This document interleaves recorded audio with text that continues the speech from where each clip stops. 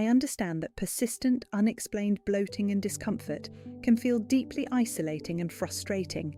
But what if I told you that for up to 84% of individuals diagnosed with irritable bowel syndrome, the root cause is a specific, treatable condition hiding in plain sight?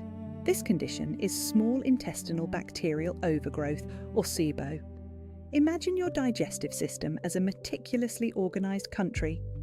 The large intestine is the bustling, densely populated capital city, thriving with trillions of beneficial bacteria.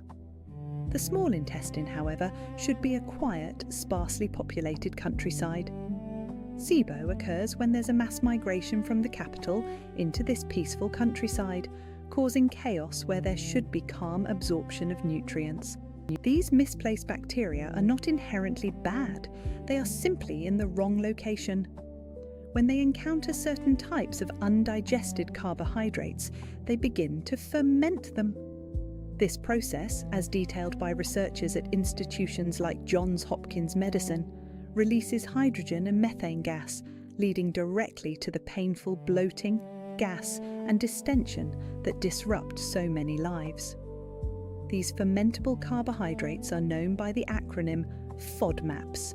The primary goal of Phase 1 of a SIBO diet is elegantly simple. We must temporarily remove the fuel source for these overgrown bacteria. This is not about long-term restriction. It is a strategic, short-term elimination phase designed to calm the system, reduce the bacterial load, and create a window for your gut to begin healing. Think of it as pressing a reset button on your small intestine. During this phase, your focus shifts to beautifully simple, nourishing foods. We embrace well-cooked proteins like chicken, fish, and eggs. We enjoy specific, low-fermentation vegetables such as carrots, cucumbers, and bell peppers. For carbohydrates, we turn to easily digestible options like white rice. This is about creating a plate that is both satisfying and profoundly gentle on your digestive tract. To make this immediately actionable, let's design your first 72 hours with precision. This is where the science translates into profound relief. First, your morning routine.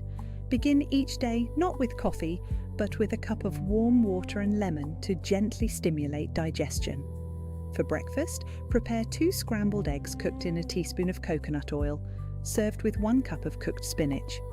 The key is what's not there. No milk, no cheese, and absolutely no garlic or onion powder. This high-protein, virtually zero FODMAP meal provides stable energy without feeding the bacteria, starting your day in a state of calm. Second, your hydration protocol. Between meals, not with them, sip on a homemade ginger and peppermint tea. Grate 1 teaspoon of fresh ginger and add it to a cup of hot water with a peppermint tea bag.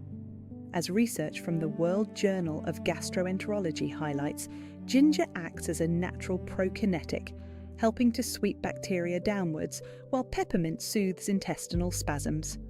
Avoid all sugary drinks and fruit juices, which are high in fructose, a primary FODMAP.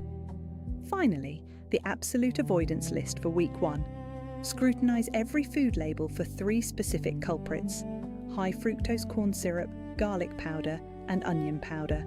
These are concentrated FODMAPs hidden in countless sauces, soups, and processed foods. Removing them is non-negotiable for starving the bacteria and achieving rapid symptom reduction. This precise 3-pronged approach is your foundation for taking back control starting tomorrow.